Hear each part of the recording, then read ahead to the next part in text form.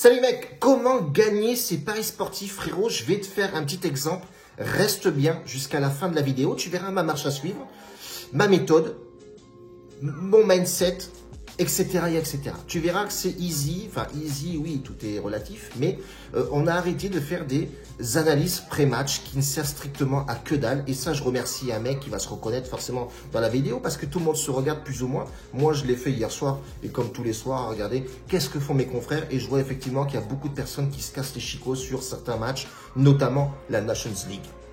Coupe qui ne sert strictement à rien. Reste bien ici, frérot. Comment gagner ces paris sportifs? Tu vas le savoir de suite. À moins que tu aies autre chose à faire et que tu veux bouger, bien entendu, reste bien là, papa. Tu verras que nous, sur notre groupe VIP, honnêtement, je me lance pas des fleurs, mais on fait du bénéf. Mais comment t'expliquer? On passe des codes vraiment exceptionnels depuis que j'ai commencé ça. J'analyse mes matchs en direct live. Je regarde un petit peu en pré-match, effectivement, voir sur les mi-temps des deux équipes comment elle s'est passée, l'effet de jeu, etc., les attaques dangereuses. Bref, tu m'as compris, le pourcentage de possession de balle qui, généralement, ne sert strictement à grand-chose. Une équipe peut très bien gérer son match à 65% de possession de balle et se prendre une contre-attaque et marquer. Et tu verras la différence sur tous les matchs que j'analyse en pré-match sur ce qui s'est passé déjà sur les premières et deuxièmes mi-temps, bien entendu, et comment analyser nos matchs, comment prendre et sélectionner nos matchs. Ça, je vais te l'expliquer. Reste bien jusqu'à la fin de la vidéo, frérot. Mais on va revenir un petit peu sur ce que moi j'ai mis en place. Et tous mes gars sont plutôt satisfaits. On passe des cotes vraiment exceptionnelles, frérot. C'est vraiment pas mal du tout et on est très rentable. Tu verras le bilan, je vais te les afficher juste là. Et c'est plutôt pas mal. Depuis que j'ai commencé cette méthode-là, alors je vais te le dire, on a eu un banner run de 4-5 jours où vraiment, mais c'était un peu chaotique, mais on était toujours en bénéfice. Pourquoi? Pour la simple bonne raison, frérot, il faut absolument jouer 2 à 3 matchs par jour. Point final. Les mecs qui te jouent des combinés à rallonge, là, avec des over 1,5 buts, des victoires sèches, des t'inquiète pas, il y a 8 matchs sur le ticket, ça ne marche pas. Les frérots, arrêtez ça de suite. C'est has-been, c'est pourri, c'est fini ça. Il faut 2 à 3 matchs par jour avec des cotes à plus de 1,70, voire 2,50, etc. Hier, on passe, les gars, écoutez-moi bien, on passe, et ça, depuis déjà 2 semaines, on passe des cotes à 2,95, 2,30, etc., etc. Je vais te foutre les tickets là et tu verras que c'est plutôt pas mal. Des cotes à 3,50, des cotes à 2,50, enfin bref, on est plutôt bien. Bref, on a eu un bad run d'une semaine ou 4-5 jours par là. Le mec vient me voir et me dit, bon putain tonton, c'est casse-couille, là on perd, machin, etc. Mais ton bilan est toujours positif. Comment? Je comprends pas. Frérot, quand tu fais 2 à 3 matchs par jour avec des cotes à plus de 1,60, notre cote minimum c'est 1,70, voire plus. Donc généralement je mets un match à 1,90 qui passe, et après on met des matchs à 2 et quelques, etc. qui passent. Mais ça, les frérots, même si tu as un bad run de 4-5 jours et que tu en as passé déjà je sais pas combien, tu vas être en positif forcément. Je vais te donner un exemple simple. Tu passes 10, tu pronostiques 10 matchs. Tu en as 4 qui passent pas. Tu en as 6 qui passent avec des cotes minimum à 1,70. Généralement, on en fait 3-4 à 1,90 et les autres, c'est des cotes à 2,30, 2,40. Bon, bref, tu m'as compris. Tu es forcément positif. Donc, les mecs, ne paniquez pas. C'est sur le long terme. Et je fais des bilans par semaine. Et tu vois effectivement que par semaine, je vais passer 12 pronostics et je vais en perdre 3-4. Donc, tu es forcément en bénéfice. Avec des cotes, comme je vous dis, je ne le répéterai jamais assez, 1,70 minimum, mais généralement, on est autour des 1,90 un minimum, hein, et que ça passe, et forcément, on fait du bénéfice. J'ai ouvert un autre groupe VIP, mais spécial grosse cote. Pourquoi? Parce que les mecs, ils venaient me voir avec des tickets à rallonge, avec 7-8 matchs. Oui, tonton, t'as vu, j'ai fait 5-6 matchs, cote à 4, il me manquait un match, ça a quaqué, qu'est-ce que malin. Arrêtez de regarder tous ces mecs sur YouTube qui vous balancent des pronostics à tout va. Sur la Nations League notamment, avec l'Espagne ou l'autre qui va gagner, la France, hier j'entendais la France, ou l'Angleterre qui a eu un couac dans la tronche. Ils ne jouent jamais ensemble ces mecs. Vous avez bien vu l'équipe de France hier soir, j'étais tranquillement dans mon putain de canapé en train de regarder le match. Je me suis même pas positionné en live dessus. Ça ne valait même pas la peine. J'ai regardé ça, j'ai dit, bon, ça va être chaotique. Tout le monde met la France, oui, bah ouais.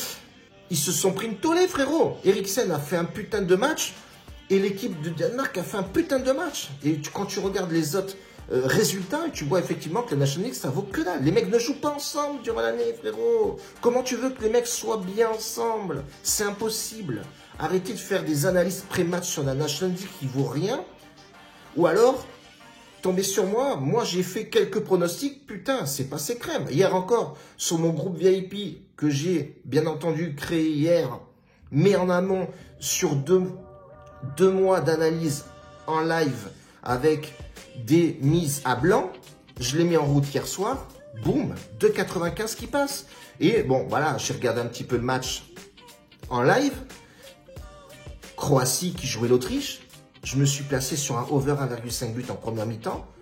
2,95 la cote. Elle est passée en 15 minutes. Donc j'ai regardé sur les 15 minutes. Je me suis dit, ça va bouger ce match, c'est obligé. Les stats, regarder le classement, etc. Peut-être qu'il a joué à fond. Mais vu comment ça bouge sur le match, etc. et etc. Bang, bang, je me suis positionné dessus. Boum, la cote est éclatée en 2,95. À passer les quarts d'heure, comme ça, les cotes, elles explosent. Et là, tu vois, sur cette petite analyse live, j'ai vu qu'effectivement, ça bougeait pas mal. Donc, je me suis positionné dessus. On avait du bénéfice déjà engrangé pas mal. J'ai des mecs qui sont rentrés dans le VIP. Je lui ai dit, je vais leur faire plaisir. Boum, on a passé ça. Et boum, 2,95, c'est passé. Je te l'affiche juste là. On a mis aussi un buteur. On part sur la NFL parce que je suis avec un collègue qui s'y connaît très très bien en buteur. Il a fait un touchdown avec un mec. Je ne sais plus comment il s'appelait. Edward, je sais pas quoi. Tu le verras là. Et tu vois effectivement que la cote est passée à 2,30. Qui c'est qui parle? Qui c'est qui m'appelle là? Oh, bordel. Bref, et tu verras que c'est plutôt pas mal. Le fiston rentré de l'école. Alors, on en était où? Oui, l'analyse live statistique en live avec ce match qui a été fructueux pour nous, Croatie-Autriche, c'était plutôt pas mal. Maintenant, durant toute cette Nations League-là, vaut mieux souvent ne rien faire, rester tranquille et attendre les matchs à venir. Pour la simple et bonne raison, les frérots, ce que je vous ai dit en amont. On va regarder ensemble comment analyser le match. Même si les analyses pré-match, j'en fais plus, mais on va regarder l'ambiance de ces deux équipes-là sur le match antérieur avec les statistiques déjà jouées, c'est-à-dire la première et la deuxième mi-temps, voir comment cette équipe-là réagit, est-ce qu'ils prennent des buts, etc. Comment est l'état de forme de ces deux équipes et comment se positionner là-dessus.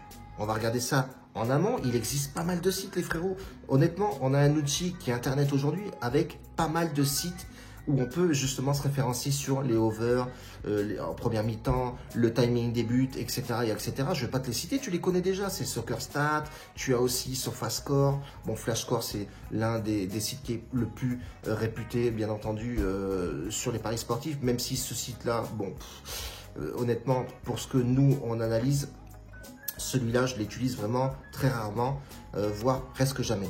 Mais après, tu as aussi whoscore.com, je crois que c'est. Tu en as pas mal. Donc bref, voilà ce que je fais moi quand je vais partir sur une équipe et je vais me positionner dessus. Donc là, notamment, c'est Cartagena contre Alaves. On sait qu'Alaves, ils étaient en en Liga, pardon, l'année dernière. Ils ont été relégués forcément à la Liga DOS. Donc, déjà, d'entrée de jeu, tu sais qu'Alaves, numéro 1, qu'est-ce qu'ils veulent faire les mecs? Remonter en Liga. Donc forcément, tu vas sur le classement général et tu vois effectivement que Alaves premier du championnat. Donc c'est-à-dire que cette équipe-là va se déplacer avec le couteau entre les dents parce qu'ils ne veulent pas perdre de points. Ils veulent absolument remonter en Liga. Donc ça se solde forcément par une victoire. Déjà, tu as déjà un point de vue de la chose. Tu sais très bien que cette équipe-là, boum, elle était en Liga, elle est redescendue. Un coup dans le moral, il faut absolument remonter en Liga. Cartagena, attention, une équipe assez costaud, on va dire. Hein, sur les 5 derniers matchs, on voit qu'effectivement, 4 matchs gagnés, un seul perdu, 1-0, et c'était à l'extérieur. Donc, tu vois effectivement que cette équipe, elle est très costaud. Attention, ça peut couaquer pour Alaves. Ça va être forcément un match compliqué à jouer, bien entendu, même quand tous les matchs sont compliqués. À l'extérieur, Alaves se déplace vraiment très très bien sur le classement des matchs à l'extérieur. Alaves est premier de son classement. Hein, 5 matchs joués, donc voilà, 5 buts. 3 matchs joués, pardon, 5 buts. 3 encaissés seulement. Ils ont fait un seul match nul. Donc attention, Alaves déjà se déplace et c'est très costaud. Match à domicile de Cartagena, le classement à domicile de cette équipe-là. Ils ont joué 3 matchs, ils en ont perdu 1. Et il y a 2 victoires. Ils sont 12e. Ils ont perdu un seul match, pardon. Ils en ont gagné 2. Ils ont pris que 4 buts en 3 matchs. Donc attention, c'est une équipe qui est assez solide quand même sur cette équipe-là à domicile. Maintenant, moi, je vais regarder le dernier match joué de Cartagena, mais je vais regarder surtout le match à domicile. Comment les mecs réagissent à domicile. Donc, je me cale sur le match à domicile de cette équipe-là sur les 5 derniers matchs. Et je vais regarder sur la première mi-temps un petit peu, voir comment ils ont bougé en première mi-temps. On voit effectivement qu'ils ont une possession de balle de 60%. Déjà, à domicile, ça joue au ballon. Ça, c'est un bon point sur notre statistique.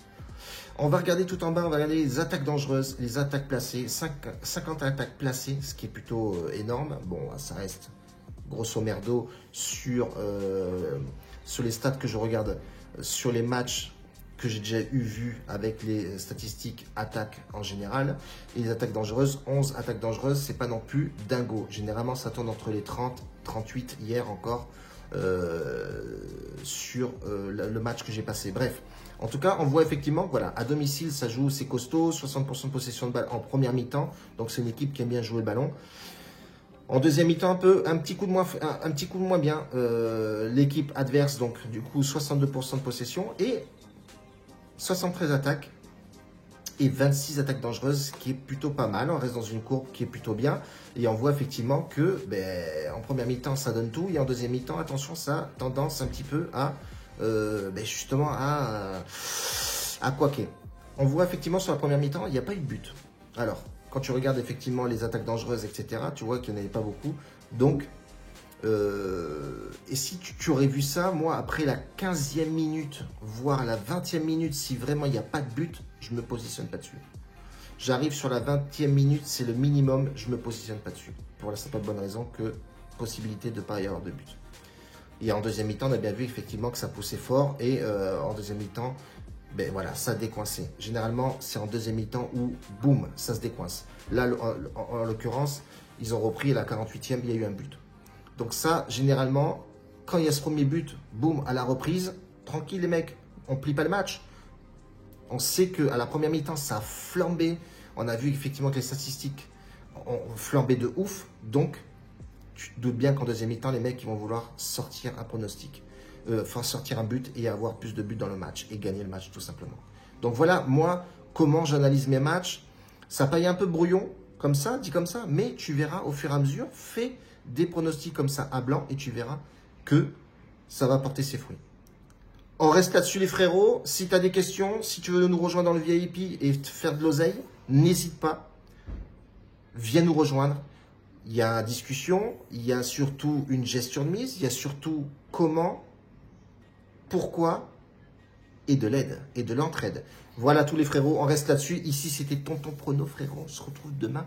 Bien entendu, ciao les bisous.